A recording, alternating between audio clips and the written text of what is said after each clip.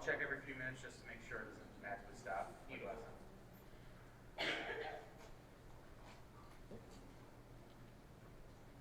Okay, what's going on, everyone? How's it going? Thank you so much for coming to the Hey Listen Games Teaching with Video Games panel.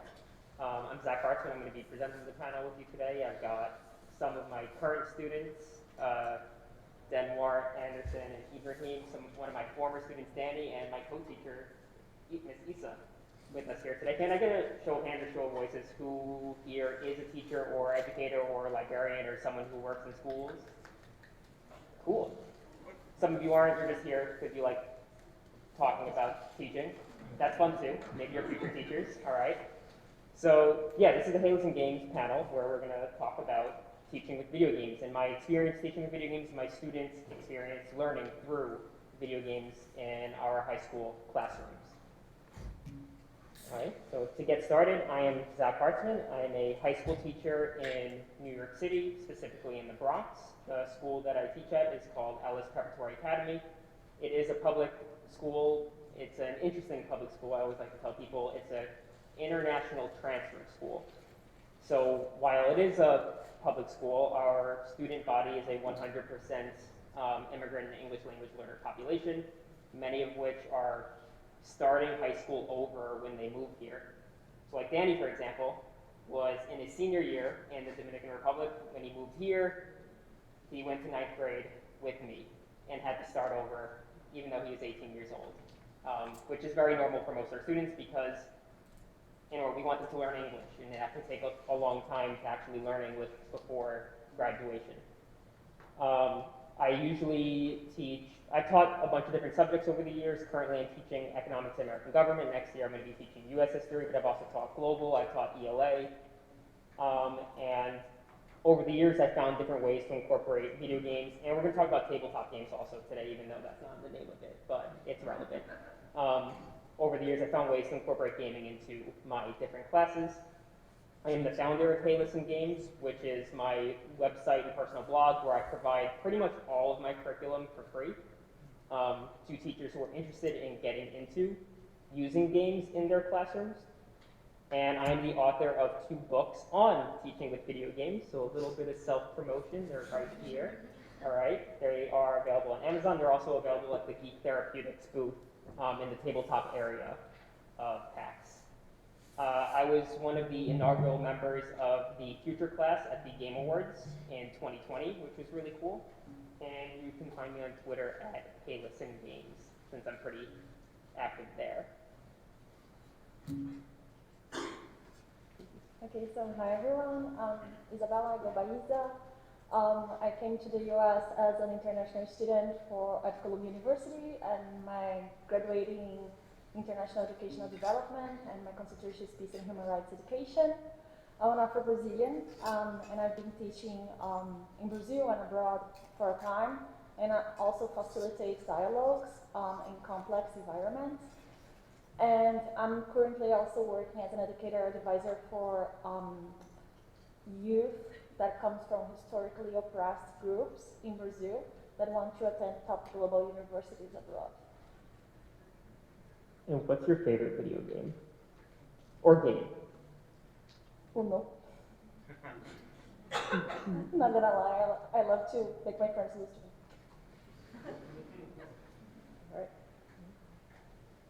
All right. Hi everyone, my name is Castillo.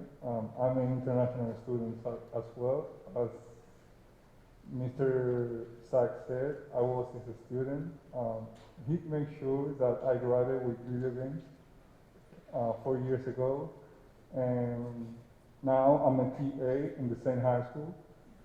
And my favorite video games are puzzle games. Probably I'm not good at it, but I love it. I can't get rid of him. I had him for 4 years, and now he's still hanging out in my room during lunch every single day.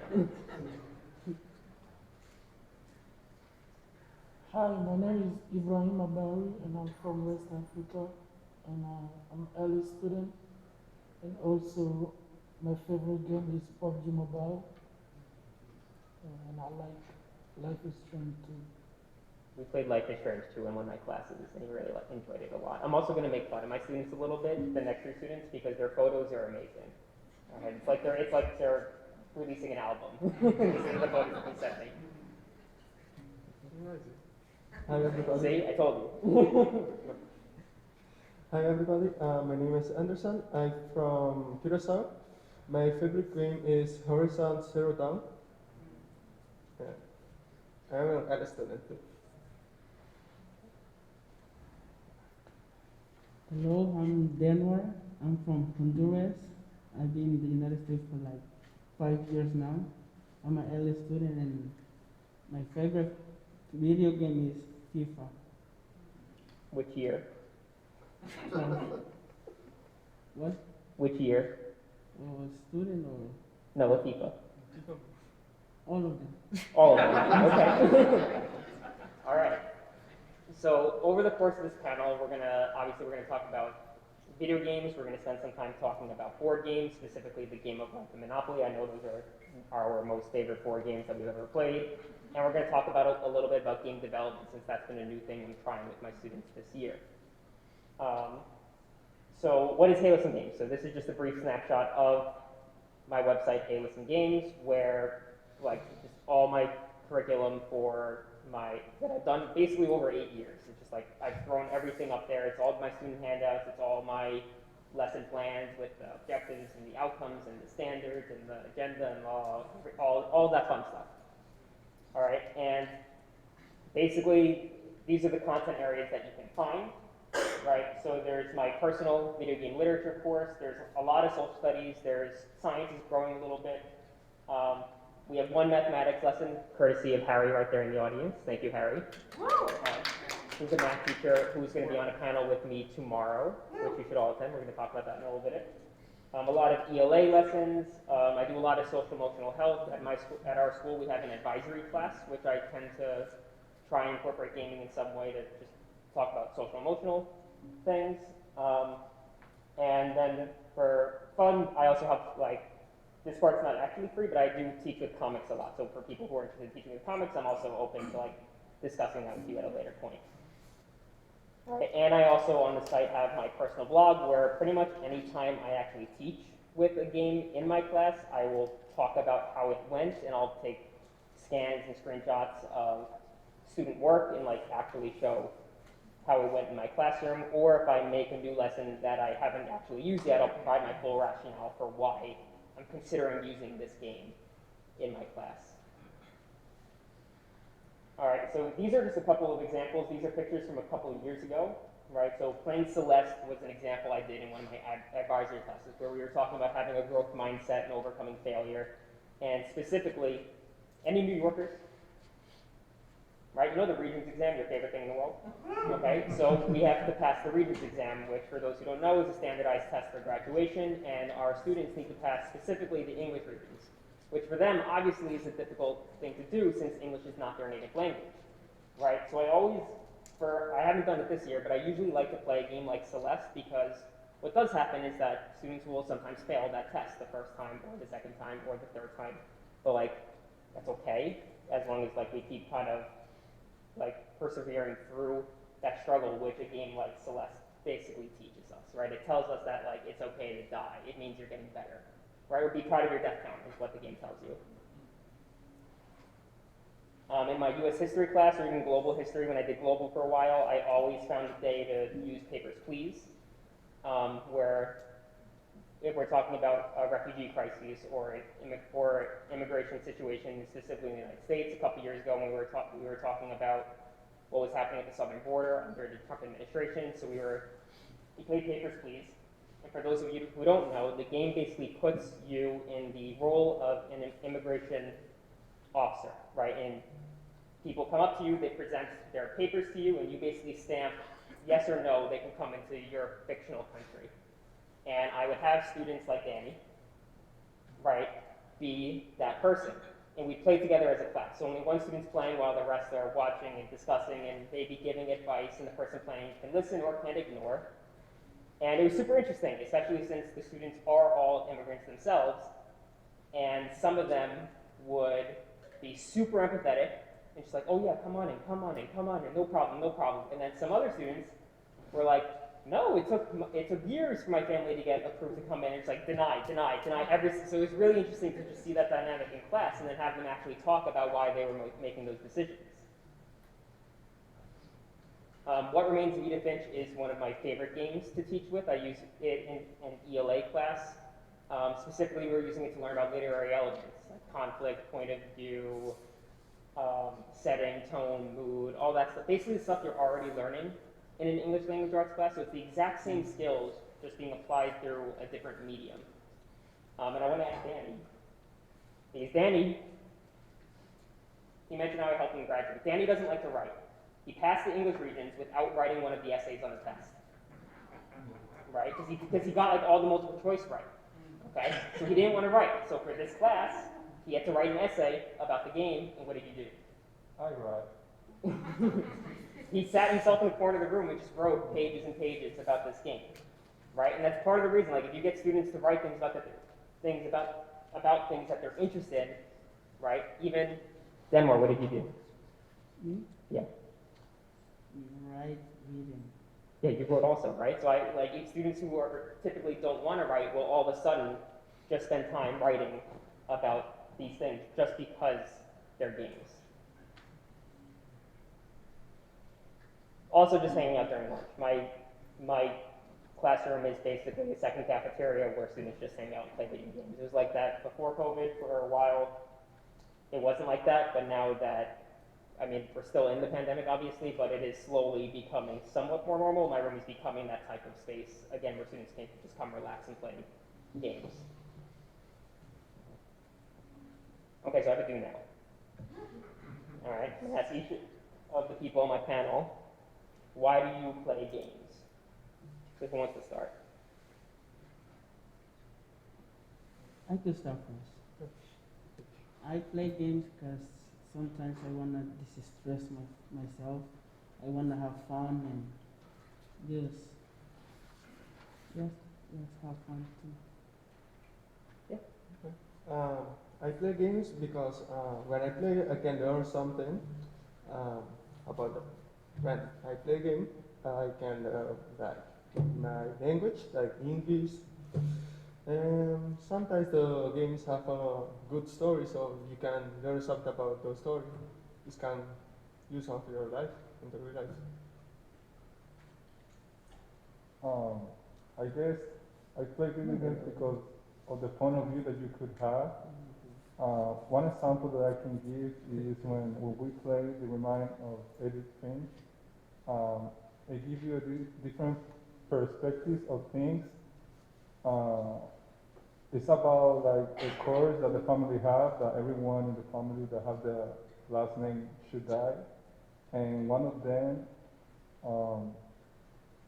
killed himself. And basically, what the game teach you is about like sometimes when someone kills himself, it's not because he wants to do it. It's like a disease in your head that you have to like deal with it. And Mr. Zach teach me to like when someone suicide, you shouldn't say like he suicide. You should say like he died by suicide, because that's a disease in your head. And that's why I play video games, because it gives you and teach you to like a different perspective. For me, like I play video game because like I don't wanna sit there without doing anything and start thinking about stuff that I don't really want to use in my life. So I take those time like to play games so I could forget all my bad memory and then enjoy playing with my friends and like make new people and learn new stuff, new skills throughout the game.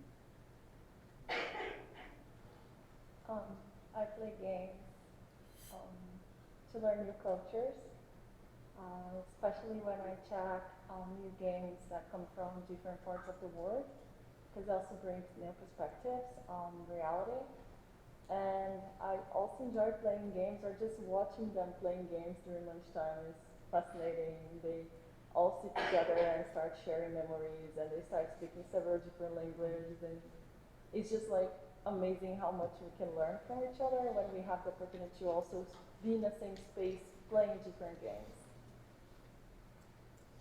Yeah, right. Like obviously, you all know, right? We play games, right? It's for me, it was that thing where like, yeah, I want to de-stress or I want to relax. And when I played games as a kid, it wasn't really to learn anything. It was like the communal aspect of it because that's where I hung out, right? Playing games. And then over time, I started realizing, oh, this is actually like I'm learning a ton from these games. Especially, I'm learning a ton of vocabulary from these games. And that was part of the inspiration of why I started doing this with my students in particular, because I was like, they can learn a lot of English from this, and I do have students who have come in almost fluent from just watching like people play on Twitch, right? So there's a lot of language acquisition happening from people around the world from their engagement with video games, right? So then that led into me using them in class and creating Halos and games because these resources pretty much don't exist, right? When I started teaching, I always wanted to like use movies and comics, and if I went online and searched like how can I teach this topic with a movie, there's plenty of stuff already made, or with a comic, there's plenty of stuff already made. There's almost nothing made for like teaching with video games. There's no lesson plans or handouts anywhere, which is why I ended up launching the site and just giving people my curriculum because people were constantly asking me for it. All right, so currently I do teach economics and government, but I also teach an elective course, which is going to be the focus for this part of the panel. And in this elective class, we focus specifically on video games as literature, right? So it's a gaming lit class. And all four have been in this class at some point. All right, so I want to ask you all, before you actually took this class, when you saw gaming on your schedule, what did you actually think we were going to be doing? Play video games like shooters, something like so. First-person shooters? Yes. There are no first-person shooters in my No, class.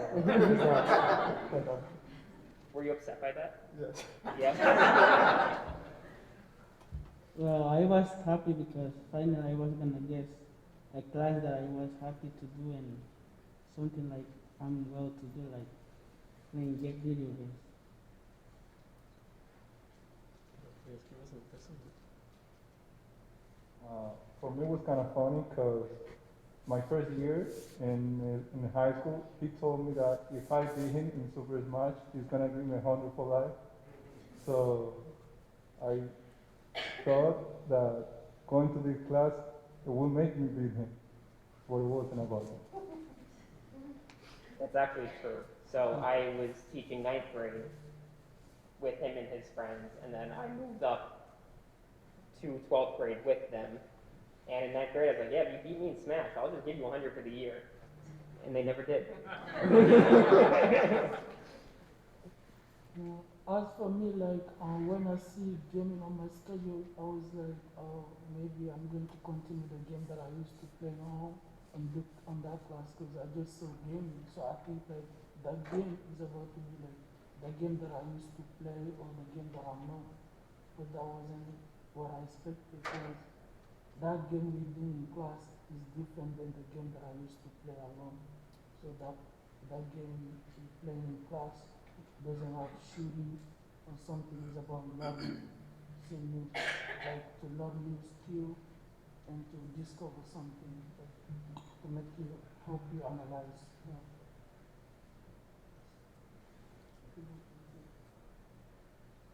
And Cecil, what did you think coming into my class?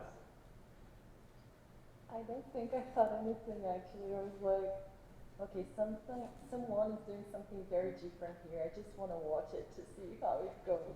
And I was very like, oh my god, I want to take this class. Can I go back to high school actually? So yeah, that was my reaction.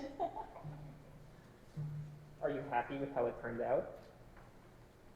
Yeah? Yes. Yeah? Yes. Ibrahim, are you happy with how it turned out? Yeah, I'm happy with the game. Like, I'm going to pick on it a little bit. Ibrahim, what did every day? Right, I'm standing, class about to start. I'm standing at the door waiting for them. So I'm like, come on, in the hallway. Ibrahim, what did you say to me every single day? Whenever I came to the class, I said, teacher, no question, no paperwork, just play the game and then we talk about it. We don't answer questions, we don't do something. Right, so that's the thing. They are writing every single day during this class. They're answering questions, they're talking with each other, and Ibrahim thought we were just going to be playing, but no, it's actual work also. All right, so we played a lot of games over the course of like years, including Danny. So I want you to each like explain which game we played is your favorite one. Life Strange 2 is one of my favorite games because they show you the two brothers that is Mexican, I think. I don't remember. The process that the brother state and the racist cast of in the United States that have is really something bad that happened after the brother. Yeah, definitely. Yes. For me was Life of Strange 2 and Tacoma. That it was interesting and mysterious game that you have to like put in order what happened in the story at the end and the beginning that was mixed and what happened in the story. Okay, so this was during a unit where we were teaching about different types of storytelling, and in this unit we played 3 games. We played Journey for like nonverbal storytelling, it's just all visual. We played Tacoma, which then we're just mentioning about, which is nonlinear storytelling. The story's out of order and you're kind of trying to piece together what happened. And then Life is Strange 2, when we talked about dialogue choices, right? And then they pretty much would write an essay about which they thought was the most effective way to tell a story and explain why.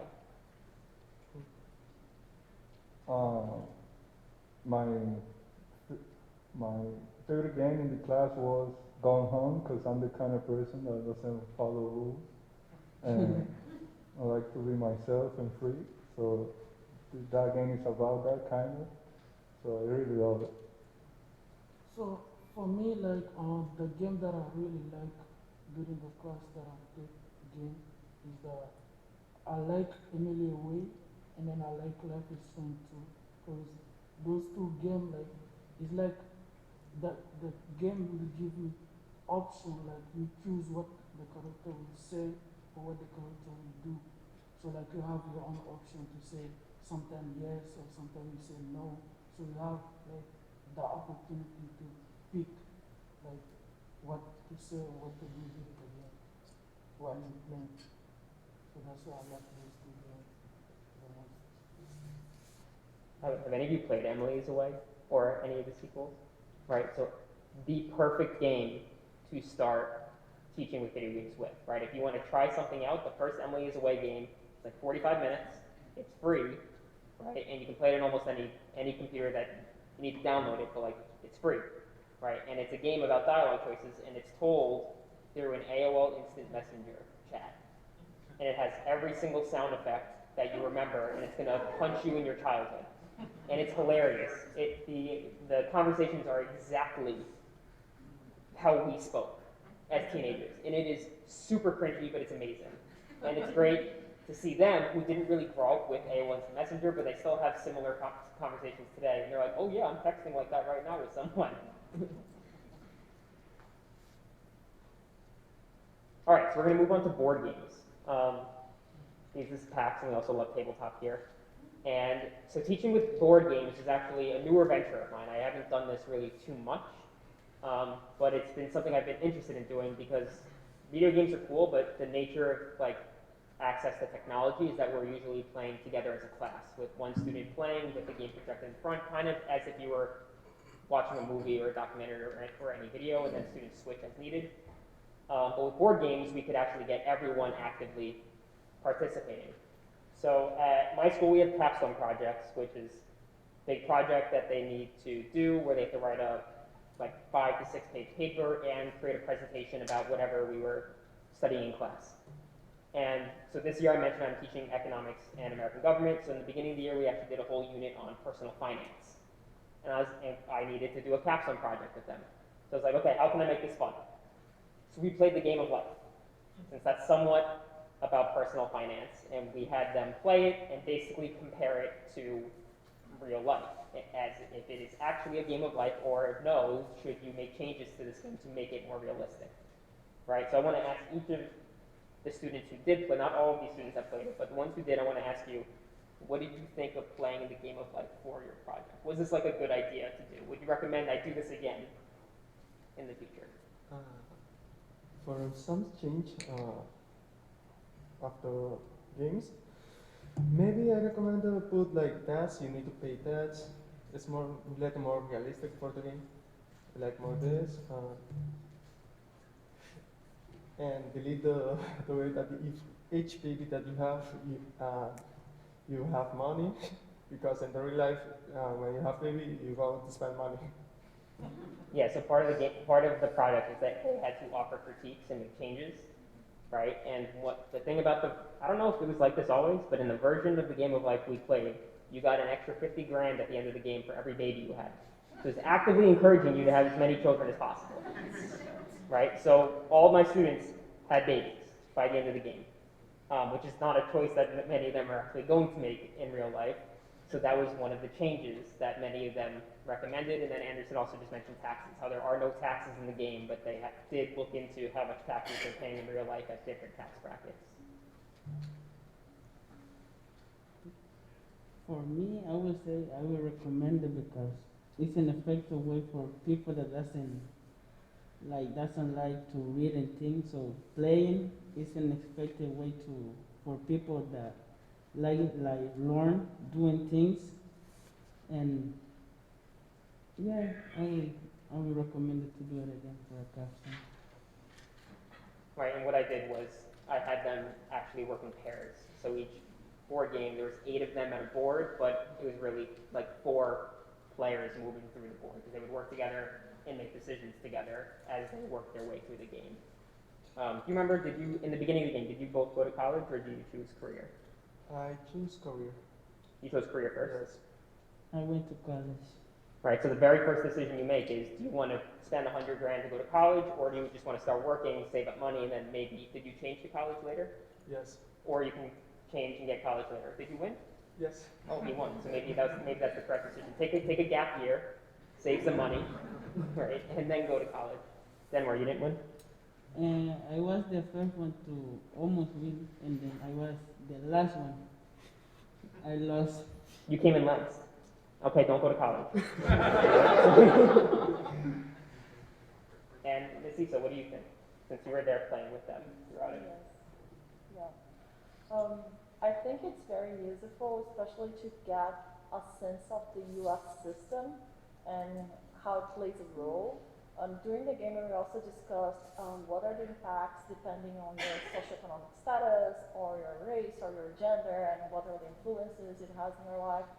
It was very nice to have students reflecting on that and giving examples of their own experiences in the U.S. and in their home countries, and comparing like things they have access to here and things they have access back then, and seeing these reflections coming to the surface on their capstone project. So they basically wrote a lot of things that they could relate to about babies, about taxes, about healthcare. How there's no health care, but actually in real life, an ambulance is $2,000. So there are a lot of things that also teach them about how the U.S. works and how an economic system works when you're just like in the tip of the iceberg without examining this economic system deeply yet. These two have not played that game with me, unfortunately. So now, Denuar and Anderson, what do you think you learned most from playing this game? Because we spent a lot of time on this game.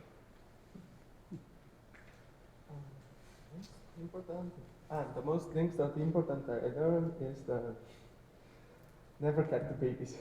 you go to spend a lot of money. For me, I learned that in life some things are hard, and you have to work and do as you can, and continue. and continue with your life. Cool. All right, so then a second board game that we use this year is our other favorite game in the world, Monopoly. And we didn't actually play regular Monopoly. So I was teaching about economic systems, right? And my students, right, pretty much have heard of the words capitalism, communism, socialism, but like, that's it. That's where the knowledge usually ends, right? So I had to teach them what is capitalism, what is socialism, what is communism. And I'm not a true expert in these myself, but I want to give a general introduction. What I basically did is take the rules of Monopoly and we played it 3 times with a different set of rules based on the economic system. So we started with capitalism, and they were each assigned a social class. And that social class dictated how much money they're going to start with, the types of property that they're allowed to buy, the companies that they're able to afford, just to kind of see, because in regular Monopoly, you're all starting with the same amount of money, which that's not really how life works. So with the resources I have, I made it as best as I could to somewhat represent an actual capitalistic society. Obviously, it's not perfect. There's a lot of things that are not taken into account. There's nothing about gender, there's nothing about race, but it is just a very bare bones introduction to capitalism to get us started talking about the type of society that we live in. All right, so, and then we moved to socialism, where I altered the rules again. This time it was more fair. It wasn't 100% true socialism, right? They were still allowed to buy property, but they all started equal footing with the same amount of money. They were able to do certain things, but they had to pay higher taxes. So it was more of like a European type of socialism. And then we finished off with communism. We played two forms of communism. We played true communism, where there is no property, there is no money, and they got bored in 2 minutes. Right? They're just going in circles. Nothing was happening. So then I switched it up, because what tends to happen is that a lot of communist nations tend to end up in dictatorships because people don't want to relinquish power. So then one of them would be assigned the role of dictator, and then they pretty much controlled the entire board. I don't remember what you were all assigned. Do you remember what social class you were, or if you were the dictator? Do you remember what social class you were in capitalism? Middle class? Yes. It's middle too. Also middle class. Capitalist? Capitalism. No, I was the rich. You were rich. Yes. Did you like it? Yes. Cool. So tell me, and Danny did this one also 2 years ago. So what did you all learn while playing my silly versions of Monopoly? Okay. I learned how is the system of the economic system. What is capitalist, what is socialist, and communist. It is a different system, and it's better to play it like so you go to understand more about the economy, how it's working. Well, me, I didn't learn because either I didn't go to the class or I got late to the class. So Denuar comes late to school some days. That happens. Nature of our students is that since they're older, a lot of them work jobs after work, and then sometimes they go to sleep quite late. Do you have a job, Denuar? Hmm? Do you have a job? taking care of my little sister, yeah. That's a job, yeah, right? So that's just like the nature of our school, is that sometimes we have students who can't come in every day, or students who come in late, which is fine, we work around that. Do you remember? Yes. What I learned from them is sometimes life is not fair, but you have to keep move on, and you have to run away from communism. Run away from communism? Yeah. Do you remember what social class you were in capitalism? Middle class. Middle class is okay? Yeah, I can. Kind of. That's how I feel right now, yeah. Tell me about the upper class. Yeah. I was like it because how can I explain this? I can buy whatever that I want, and I can have more money. That's great, really great for me. Did you take advantage of anyone? Yes. Yeah. Making them pay a lot of rent. All right, so now, in what ways did playing Monopoly help you better understand economic systems? right? Because I could have just given you, hey, here's an article, here's an article, here's a video. Like, did playing the game help you understand the content better? Okay, the difference is if you go to read an article, you maybe you can understand it, but if you play it, you go to understand more how it's working. So then you go to see who is better, which economic system is better. Well, what I will say is like, there's people that like to read, and there's people that like to play games. So Yes. for me, it's like to play games because that's my type. I don't like to read and write. So that's better. For me, yes, a lot, because I didn't realize like how bad was communism, but also help you understand like when you have a friend that came from a country that has that kind of economy, so it gives you a different perspective about it. So yeah, it helps you a lot.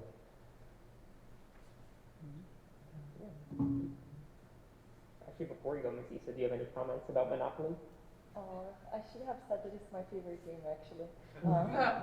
But your versions of Monopoly, not the regular one. It was very nice what Denuar said because actually students had a small text about each economic system, and then we play it and they could see it like in practice and they could be the ones making the decision. So we had the rules, but they were the ones deciding what's going on in each table we were playing the game. And as Denny said, we have students from Asia, for example. So our students study their countries, they have what we would say a communist system, and they give their own perspectives on what was living in those countries and the experience they had with their families and why did they move to the United States as well. So it's very nice to be able to be in this kind of environment because we also learn a lot from global economics and politics from them and from their perspectives and experiences. I think that's it. All right, so towards the end of the year, I, for the first time, have started teaching game development. And over this past summer, I did a program through Epic Games called the Epic Games Secondary Educator Accelerator, which, if you're interested in using gaming tech ever, you should look into that because they pay you to learn how to use their technology. It's amazing. They gave me $2,000. So do it, okay? And they specifically, they taught us to use three things: Fortnite Creative, Twinmotion, and Unreal Engine. At the time, Unreal Engine 4, I assume it'll be 5 going forward. And so this is where I get lucky. My principal and my administration are amazing. And they got me these 6 gaming PCs to actually start teaching them how to use gaming tech. And so Twinmotion is historically for like architecture, but it's using Unreal Engine. It's made by Epic, it's owned by Epic, and it's just a simpler version of Unreal Engine. So like as an introduction to like the controls, Twinmotion is the perfect thing to start with. And it's not nearly as like technologically demanding as Unreal Engine is on a computer. And so they're currently doing like a house design. They're creating their own 3D homes. That's almost as if it's The Sims, right? But they're choosing their own homes. They're downloading 3D assets from online. They're bringing them in. They're using assets that Twinmotion provides, and it's just more like fun. Can you learn how to do this? Can you design an environment? And I want to know what your thoughts are on this so far, because this is the first time I'm doing it, so I don't actually have a lot of feedback myself yet on this. They're still doing this right now. For me, like the Twinmotion, it gave me like a lot of understanding. Like it helped me understand more about the gaming program because it teaches me how to control the computer, how to use the computer like to create my own. Like right now, I'm creating my own house. I have to like I don't know how to say this one. I have to put all the stuff on it. Like I have to decide what came in, what came out, what I need to remove, what I need to add, what needs to be included. So I have to do all that. So yeah, it helped me understand because it may help me in the future too if I'm focusing on computer, so it teaches me how to start. He also said something important just about learning to control computers. Is it just my school, or like, do your students suck at computers also? Yeah. Right? Phones, they're masters. They're perfect. But the second you give them a computer, it's like they have no idea what's going on. Right? So it's and it takes a long time. It's actually like when we give everyone a Chromebook and they're typing like this, right? Because but they're masters at phones. They're so good at using smartphones and finding what they need to do and solving problems using smartphones. The second you introduce computers to men, not all of them, Danny was very good with computers when he came, but a lot of them struggle adapting to computers, right? So even just giving them a class to spend time on a computer is super beneficial. It's going to help a lot of them as they transition into jobs or college after this. He stole your answer? Yes. Ibrahima. That's okay.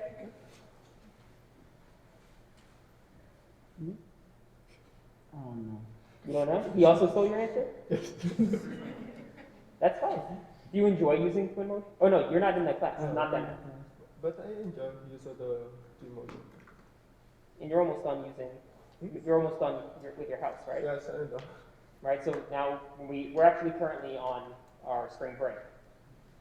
Are you all on spring break, or are you all cutting school?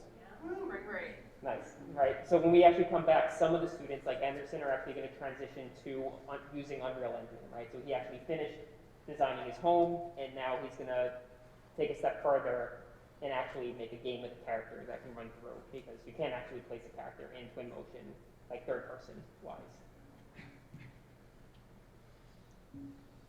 So then Anderson and Ibrahim, how do you think we kind of already spoke a little bit about this, but how do you think these skills are going to help you in your future, help prepare you for your future? For me, I think, again, like, I think it will help me, like, understand more about software, like, about computer, and, like, more about development stuff in the future. So I think this one is good. And you're going to college next year, right? Yeah, we're going to cover. But you haven't decided which school yet? I already decided in my mind, but I did not say the college yes, but in maybe 5 days I will say yes to that. You're going to send a response in 5 days? Cool. Yeah, good. We congratulate you. Thank See? you. Thank you so much. For me, just prepare on the future. Maybe the student want to be like architect or I don't know, whatever. You need to use some computer. So in the future, you cannot have trouble using computer because you learn later how to use it. That's why I learned how to use a computer. Yeah, cool. And like he mentioned being an architect, but the thing about gaming tech, especially Unreal Engine, is that it's not just being used in the gaming industries anymore. Like if you've watched The Mandalorian, a lot of that is made in Unreal Engine. Like a lot of those special effects are done in Unreal Engine. So like it's branching out into pretty much any entertainment industry, any like advertisement where they're using 3D assets is using gaming tech at this point. So it's just a good thing for them to know. All right, so all 5 of you are English language learners, right? So how do you think playing video games or tabletop games has helped in your ability to understand and discuss the content in class? I could say that many of us are from different countries. For example, he is from Africa and I'm from Dominican Republic. So the language is not the same. I guess playing video games helpful to communicate between each other in the same language, because also improve our English.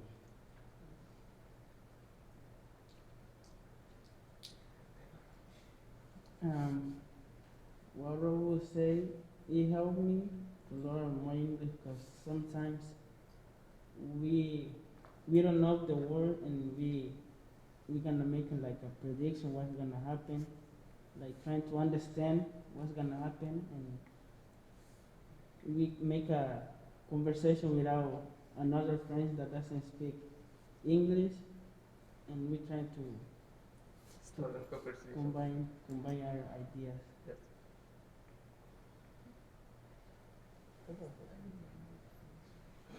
In your notes? Is this your phone? Ms. Issa, do you have any comments? I guess that apart from learning the language itself, it's more like getting to know the culture from the language and also some phrases, things that are not easy to predict. Sometimes the students come to our class and they just start saying things that is not, things that people who are not native speakers would say, but they are so used to see it in the games, and Lizaway, I love this game, and other games, and they're just using it naturally. So it also makes them feel, from my perspective, brings the sense of belonging, that they are part of it. And it's very important because then they can communicate among themselves and feel more part of the community, and not only like the country itself, but also the school community. Yeah, for me, like I think like playing video game with friends or people you don't know is a similar to experiencing something fun together in the physical world. Playing video game with others is a bonding experience. You feel close to the people you game with because you're shit- because you share in a common goal. Like if you play a game with someone, that means they are sharing the common goal. Like you are sharing the same experiences. You want to learn the same thing. Okay, so I got one final question. So what advice do you all have for the teachers and educators in the room who might be interested in trying something similar? Like a feedback or something like Yeah. Alright, so what would you say if you want to teach gaming class? If you have students that like to play games and you want to have them content, happy, then you should teach it because that's what they like to do. Gaming class is a good way for the student can learn language like English or other language too. And also it's good because you go to learn about the software, which program, depend on which game you use, and how the computer, how you can fix a computer or something like that.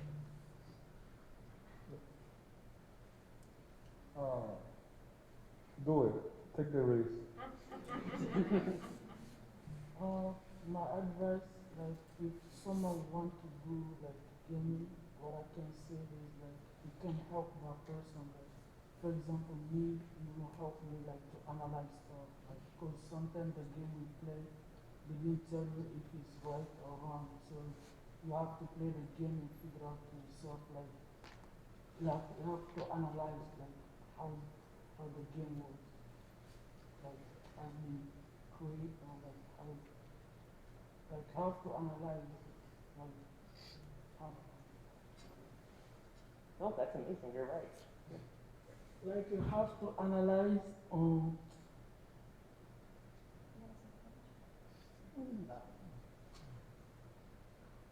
That's okay. I was with you, Ms. Issa. Um, I think that it might sound challenging, especially when you think that not everyone at schools can be expecting you to use games or other different resources other than music and movies, perhaps. But from what I've seen this past year, I've been working with Mr. Zach and all these brilliant students, is that it's worth giving a try and doing something that other people now might be skeptical about this functioning or being effective, but in the future is something that you can construct a solid case and advocate for it, and more teachers can learn from your experience. And maybe next time we're having, I don't know, a table full of different schools across the U.S. sharing experience of their students, or even like students connected through games and playing around together, even though they're in different states. So I think it's very powerful what we're doing here, and what these students are doing here as well. Thank you so much. Could we please, so I'm nervous speaking in front of people, and they're doing it in languages that are not their native language, so could we please just give them all a round of applause?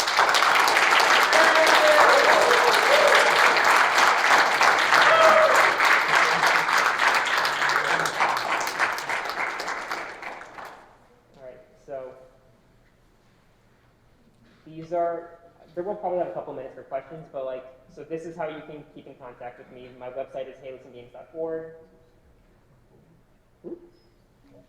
Email you can use is heylistengamesinfo@gmail.com. On Twitter @heylistengames. Subscribing to the site is free. That pretty much just notifies you when I put a new piece of curriculum or when I teach within a class, which is really only once a month or two. I don't have too much free time. I do have a Patreon if you do feel like supporting my making of this curriculum. It's patreon.com/heylistengames. My 2 teaching with video games books, they can be bought on Amazon. They're also at the Geek Therapeutics booth in the tabletop area on booth TT52. And I'm on another panel tomorrow with my friend Harry, right there. And that one's just the panel of educators, getting to much more specifics and advice to how to get started. This was more I wanted you to hear from the experts about it. So thank you all so much for coming again. And we got 9 minutes, so if anyone wants to come ask questions, you're more than welcome to. If not, we're going to leave. Yeah, and I think there's a mic over there. If you want or not, it's okay. I teach elementary, Yeah. 3rd grade specifically. Have you come across any games that you're like, hey, this would work, but for the younger kids?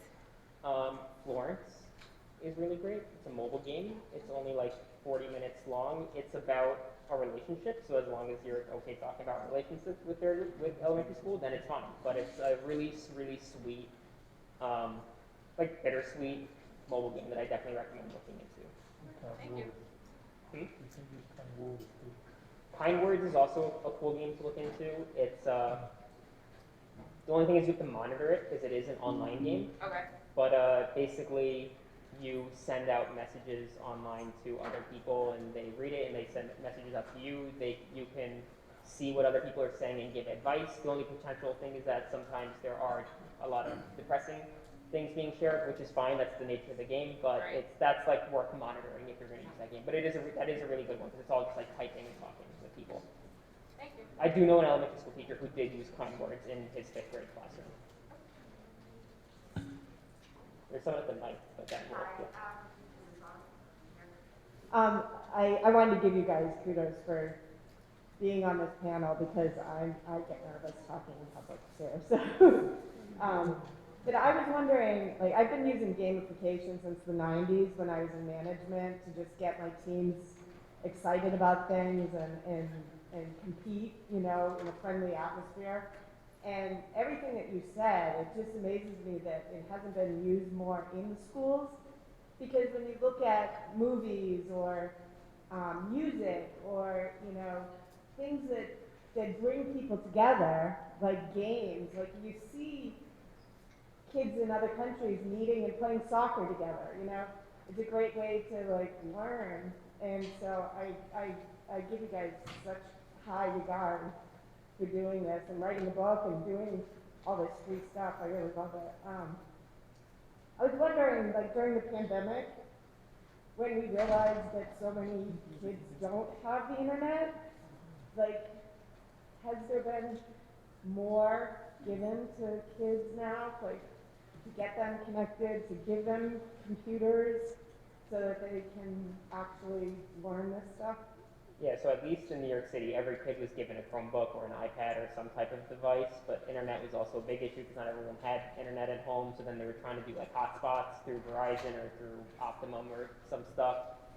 and it was like mostly fine. I wouldn't say that the year and a half that we were on Zoom was the best years of my career. But what we did, like even in that, so like when we play video games, it, like in class it's usually one student playing and the rest watching, and I actually did something similar where I just had a student who knew how to stream, and like he would just stream the game, and then he'd either do it on Zoom or on Twitch, and we just like talk in the chat. Because like kids weren't talking on Zoom anyway, they would just talk in the chat, so like that's basically how we would go in that way.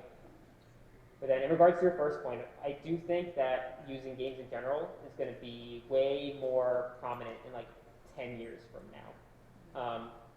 Because like when I was a student 12 years ago, there were no comics or graphic novels in schools, and now at least in New York it's everywhere.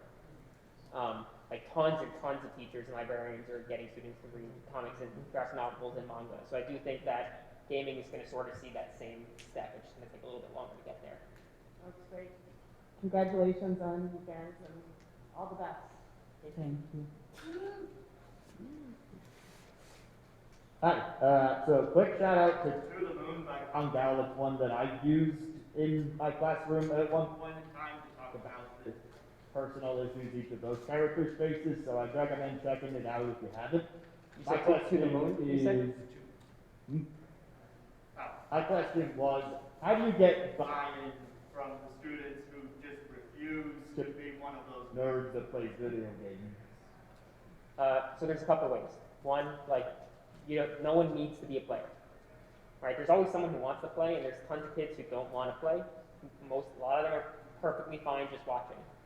But then another way is like, when I give an assessment, or like a summative assessment, a final assessment, usually there's options into what they can write about or what like text they're going to engage with. So if possible, like make a game one of the options.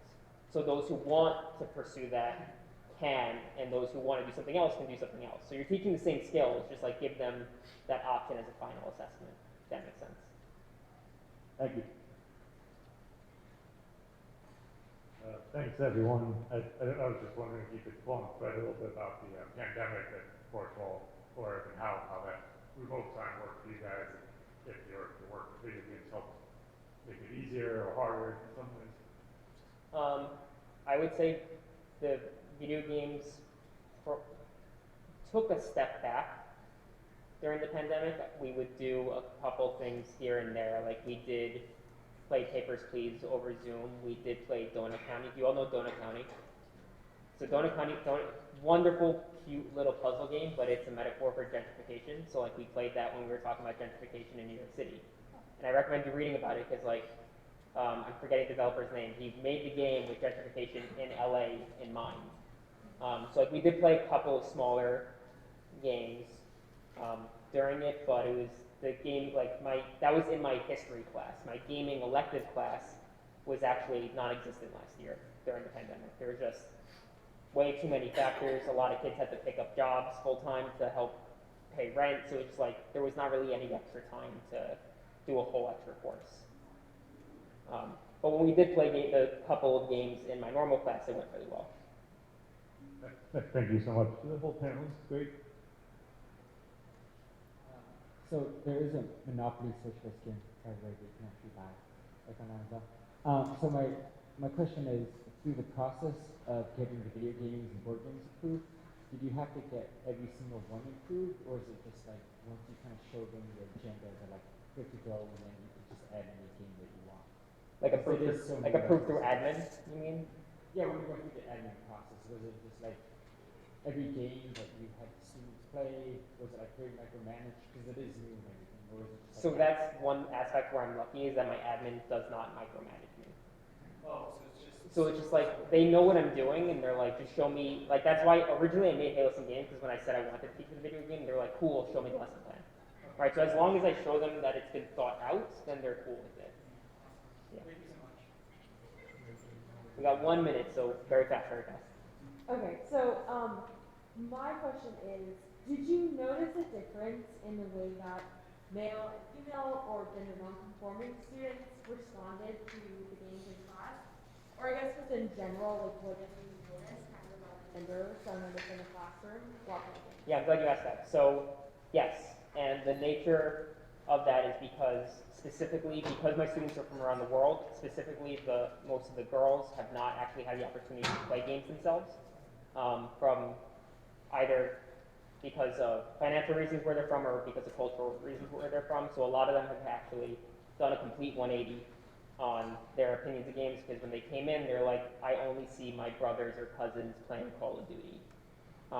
So showing games like Gone Home really like opened their eyes to things, and a lot of them actually would come during lunch to continue playing games. So I noticed like all the students here are boys, but that's because this was supposed to be an overnight trip originally, and I wasn't allowed to bring girls with me. So like, but there are like, especially my gaming class is half girls, and it's very intentionally made that way. It's just unfortunately I wasn't allowed originally to bring them, and then it's not an overnight trip, but the panel was already set. So hopefully in the future I will have panels with like different genders represented. That's awesome, thank you. I was curious, what sources do you use to find games and new games to put into your curriculum? Most of them are things that I've just played personally, so like listening to podcasts and then Twitter, because teachers will recommend a million things to me about like this game might be cool, this game might be cool, and then usually I'll check them out, and if it is, then I'll try it, because why not? It might go well. Awesome. Thank you so much for your information on that. Thank you, everyone.